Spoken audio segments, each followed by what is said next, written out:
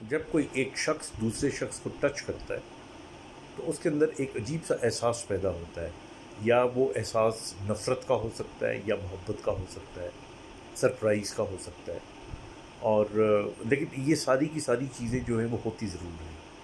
سب سے پہلے سقراط نے یہ آبزرو کیا تھا اور اس نے کہا تھا کہ اگر کسی کو پیار سے اچھی امید کے ساتھ کسی بیمار شخص کو آپ ٹچ کرتے ہیں تو اس کی بیماری کم ہو جاتی ہے. یہی وجہ ہے کہ آپ نے دیکھا ہوگا کہ دوسرے کی ویل بینگ کے لیے جب ہم کسی کو ملتے ہیں تو اس کو گلے لگا کے دباتے ہیں, تھوڑا سا ہاتھ ملاتے ہیں تو ہاتھ کو تھوڑا سا پریس کرتے ہیں, گرم جوشی سے ملتے ہیں.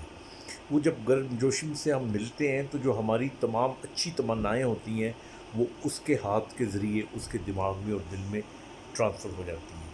تو کہنے کا مطلب یہ ہے کہ یہ ایک نان وربل طریقہ ہے کمیونیکیٹ کرنے کا, اور صدیوں سے یہ چلا آیا ہے. اب اس کو مزید اگر تفصیل میں آپ دیکھیں تو ہمارے ملک میں اور پوری دنیا میں ایسے لوگ ہیں جو ٹچ ہیلرز ہوتے ہیں, اور وہ جب آپ کے جسم کو ٹچ کرتے ہیں تو ٹچ کرنے کے بعد آپ کے اگر جسم کے کسی حصے میں درد ہو رہا ہوتا ہے تو وہ درد بھی واقعی غائب ہو جاتا ہے. اور اس کی ذاتی مثالیں میں نے خود بھی دیکھی ہوئی ہیں, اور میں ایسے لوگوں کو بھی جانتا ہوں کہ جو ٹچ ہیلرز ہیں.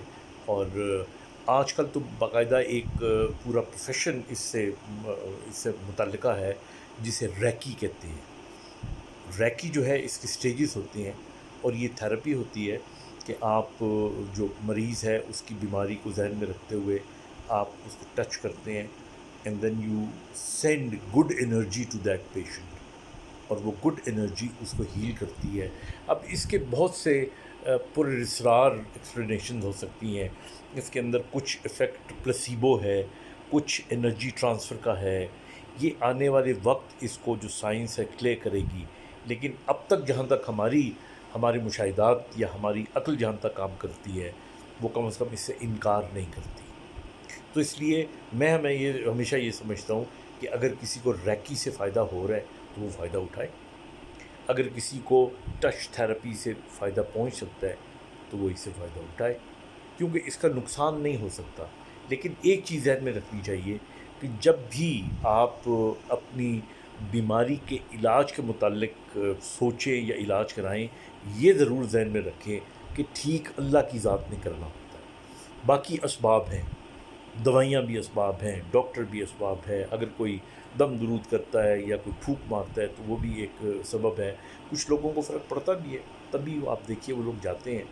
لیکن یقین ہمارا اللہ تعالیٰ کے اوپر ہونا چاہیے, اور یہ حقیقت ہے کہ یہ جو ہماری انرجیز ہوتی ہیں جن کو ہم ہیلنگ انرجیز کہتے ہیں, پازیٹیو انرجیز کہتے ہیں, یہ ٹچ سے ایک جسم سے دوسرے جسم میں منتقل ہو سکتی ہیں.